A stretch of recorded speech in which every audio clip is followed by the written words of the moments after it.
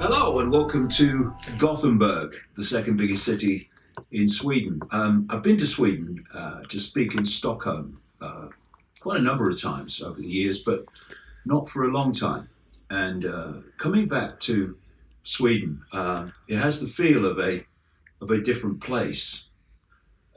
People will recall that it's been in the headlines a lot in recent times for all the wrong reasons. Of course, Donald Trump talked about the problems of Sweden in a speech which kicked it off again. People saying, well, what's going on in Sweden? And it comes down to a theme, of course, that can be seen throughout Europe, and that is the scale of immigration. Sweden is a country of 9.5 to 10 million people. And yet it has taken per capita, per head of population, greatly more migrants than any other country in Europe. And of course, when you put those numbers together, it's quite obviously going to have an impact on life in Sweden, and that's certainly the case. But before I get into that, I just want to read a quote from someone I've quoted extensively in part of my last book, Phantom Self. He's a man called, or was called, Dr. Richard Day. He was a Rockefeller family insider, big time insider, and an executive of the Rockefeller created organization Planned Parenthood. And in 1969, he stood up at a meeting, a conference of pediatricians in Pittsburgh, Pennsylvania, because he was obviously in the medical profession. And he asked people to turn off recording equipment and not to take notes, because he was going to tell them how the world was going to change, because basically the group that he represented or was part of was going to change it. And if you read the quotes and what he said that night at length in Phantom Self, you will be taken aback at how extraordinarily accurate he was in terms of current events, even in detail. And the reason I mention that is this quote from Dr. Richard Day in 1969. And there was one doctor called Lawrence Dunnigan in the audience who did take notes, and before he died, I think it was in 2004, he did a series of interviews explaining what Richard Day had said that night. And this is one quote. There will be mass migrations of people without roots in their new locations, because traditions are easier to change in a place where there are a lot of transplanted people as compared to trying to change traditions in a place where people grew up and had an extended family where they had roots. And that was 1969, and how that mirrors current events.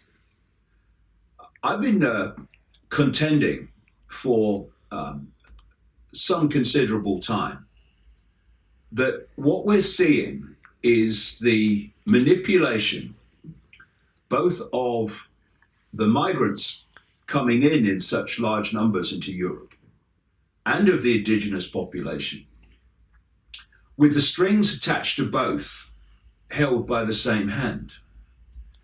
Because there is a plan that's been long, clearly, but longer than that, in the making, to transform European society. Because they do not want individuality and uniqueness in their planned world system. They just want uniformity. Look at any dictator, whether it's fascism, communism, any kind of dictator. What are they looking for overwhelmingly, again and again and again? They're looking for uniformity. Uniformity even in the architecture. I mean, look at the old Soviet Union. And they certainly want uniformity in culture and uniformity in view, because that's what centralized control of everything does. And so across Europe, we've had this massive influx of migrants. And the term used is refugees. Now, nobody supports helping refugees of war, particularly wars that are created by the West, not least all those in the Middle East and Syria. No one supports helping refugees fleeing that horror more than me. We should do all we can. But that is not only what is happening. If you look at the images of the vast multitudes of people coming into Europe out of Africa and the Middle East, they are overwhelmingly dominated by adult young men. And if you take the case of Sweden, when you open the doors indiscriminately to anyone, not those in need, those that need help, anyone, those who are coming in as a result of those fleeing war, coming in on that flow, when you open the doors to anyone, clearly, let's not talk about racism for a second. Let's talk about mathematics. Let's talk about sheer numbers. And let's talk about the fact that two cultures, very different, with very different attitudes to women, for instance, are brought together in terms of numbers over a very short time.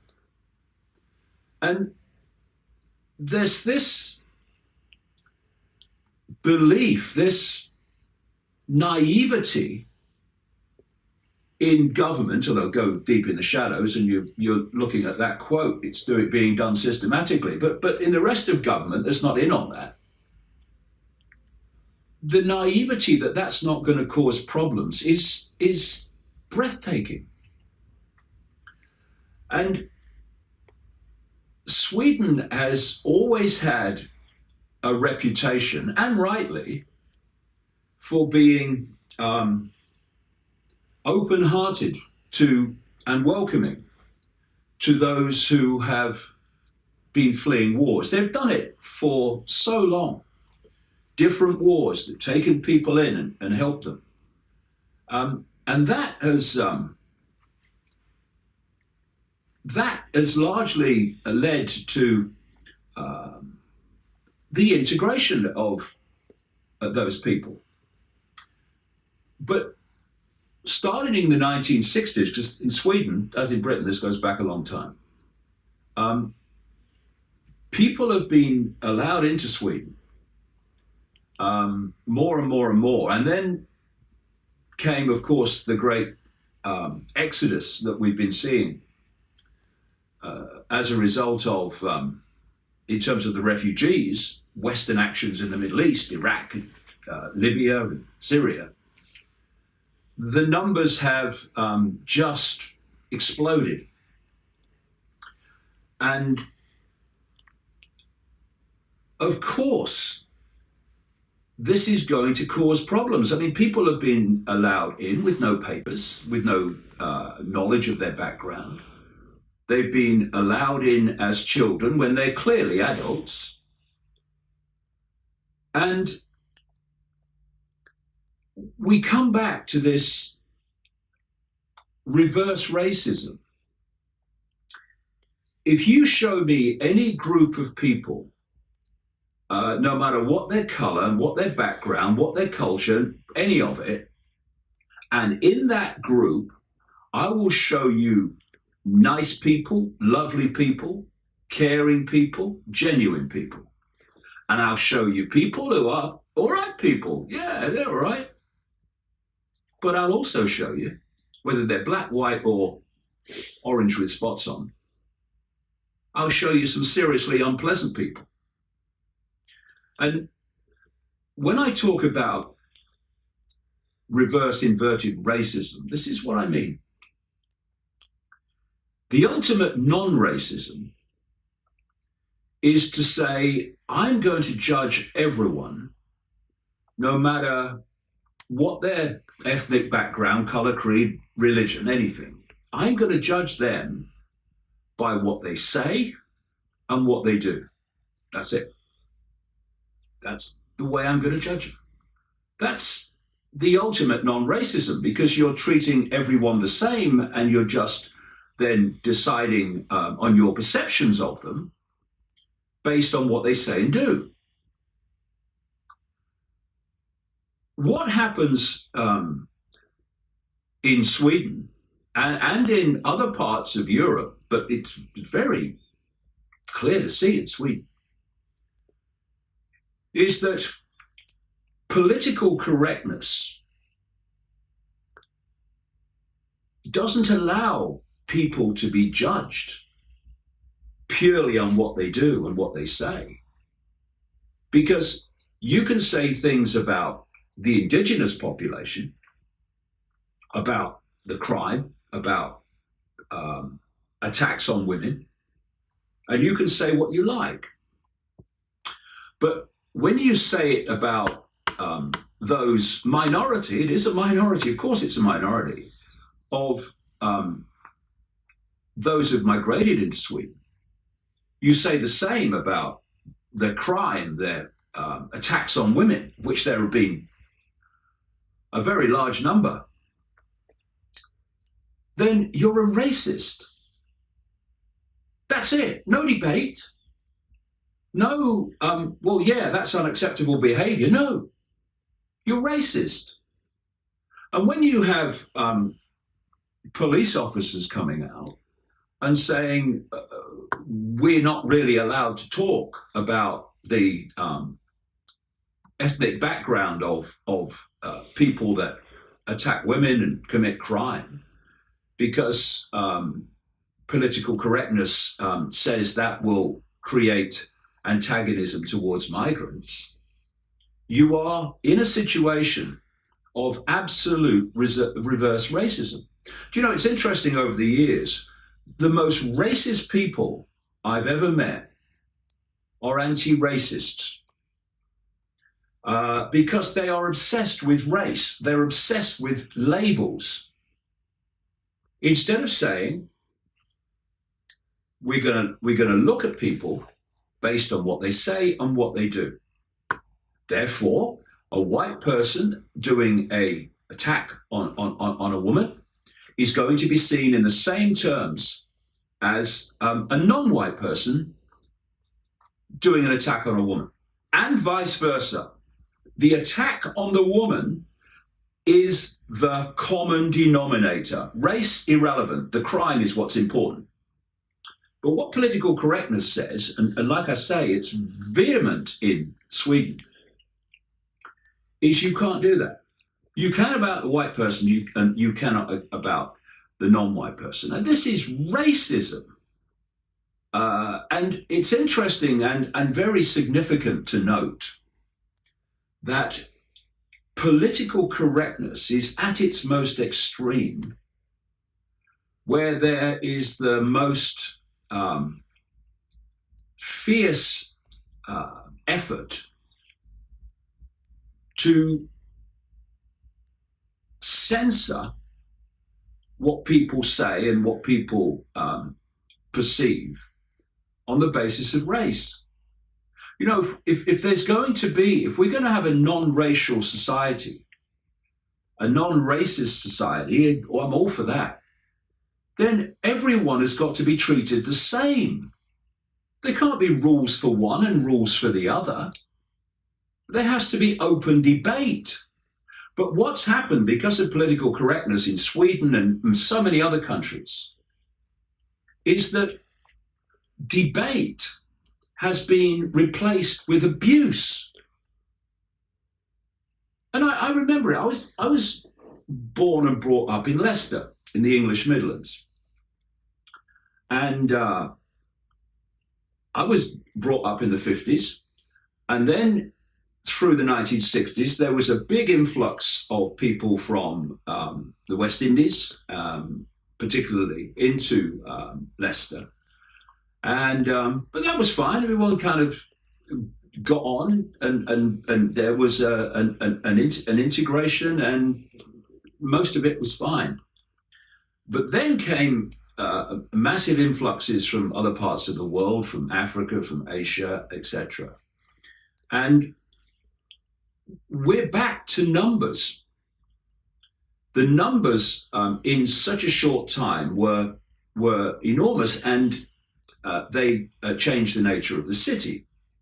Okay, but what was happening in Leicester back in the 70s, 60s, 70s, particularly the 70s, was that people in the communities that were suddenly surrounded by a culture that they knew nothing about in such a short time, when they said and expressed their bewilderment, their fear at this, their world had suddenly changed dramatically. Their streets had changed. People around them had changed. The culture had changed. Now, if people really had compassion, if they really had empathy, instead of politically correct slogans, they would look at those people and they'd say, yes, do you know what? I understand it. I understand what it must be like to have the world around you suddenly change. Maybe you're, in your 60s, even 70s. I can understand that it's this sudden change. And you must be listened to. Your voice must be heard. But no, what was happening in Leicester decades ago when that happened was the same as happening now. Those people were not listened to. They were called racists. They weren't racist. They were just bewildered at their communities suddenly transforming in such a short time. And this is what political correctness is about. They talk about being about compassion and diversity. It's not. It's about shutting people up and silencing people. And, there is a price to pay for that.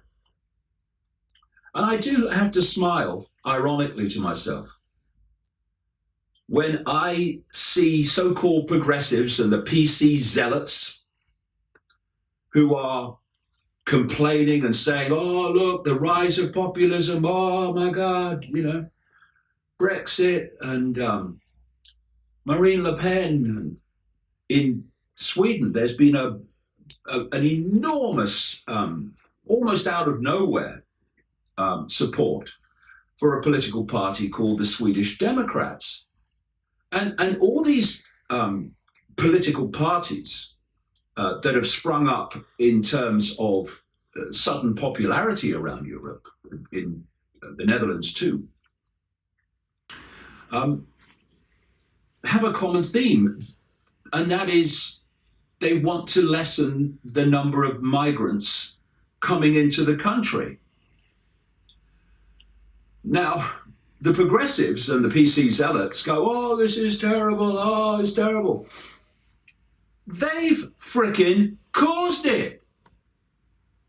Because if you ignore people and you ignore their grievances, you ignore their complaints, you ignore their experience because you're racist, don't listen, don't have some compassion, a bit of empathy. You're racist, that's it. I'm pure. Then they're gonna be looking for another way to express themselves, which you, the progressives, are silencing. And so these parties are gaining support. And they're gaining support not because the people of Europe are racist, not because the people of Sweden are racist. Of course, there's racists everywhere. They're idiots. but not on the scale that is supporting these parties. They're looking for a way of expressing their frustration, their fear of what's going on. And what is called racism is so often simply mathematics.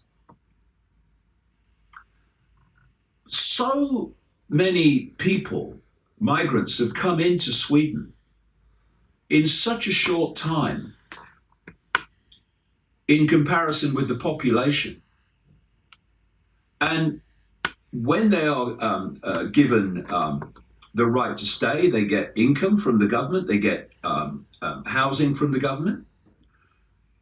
Simple mathematics says this can't go on indefinitely because of the financial implications alone. And what's happening? Services and things that the government has been financing all through this modern history of Sweden, in education, in services to old people, financial support for old people are starting to go backwards because the economy simply cannot support so many people of any color, creed coming in, who great numbers of them can't speak Swedish. That's understandable, neither can I. They can't write Swedish, they can't read Swedish. So look at the employment possibilities receding over the horizon immediately with that. And so they're supported by government indefinitely because of that and other reasons. It's sheer mathematics, but of course, the PC zealots, they didn't do the maths class. They just did the look how pure I am class. And we are looking at a situation created by this PC zealotry, this frustration that's been created by it, where there is every chance that this is going to kick off all over Europe because those in authority, supported by the PC up their own arses, will not address basic facts, basic obvious situations. And we have a party in Sweden here called the Feminist Initiative. It's headed up by a lady who was born in Uganda, the first leader, so I was reading, the first black leader of a political party. And, you know, good luck to her, fine. Don't care what colour or creed she is. I'm interested in what she says and what she does. You know, that non-racism thing, you know, that might catch on, what do you think? But what she and that party wants, despite all that I've said and all that Swedish people could tell you in much greater detail, she wants an end to all blocks on immigration into Sweden. Look, let everybody in. An end to deportation of migrants who commit crimes, including clearly rape of women. And she's a feminist, by the way, hence Feminist Initiative. And the reason she says that migrants should not be deported if they commit crimes is because white Swedes aren't deported if they commit crimes. The little matter of where you would deport a Swedish-born white person to if they committed a crime is lost on this lady and lost on her party because PC zealotry doesn't do critical thinking. It doesn't do basic intelligence. It just screams its slogans, usually with racist in there somewhere. And this combination of massive immigration into countries in Europe and the PC mafia, the PC stormtroopers who are shouting racist at anyone who's saying, this can't go on. That combination is going to seriously kick off at some point. And when it does, they'll blame the people that kick it off. But the people who are at the foundation of what is inevitable if this doesn't change are those PC extremists who think what they believe is the only thing that anyone can believe.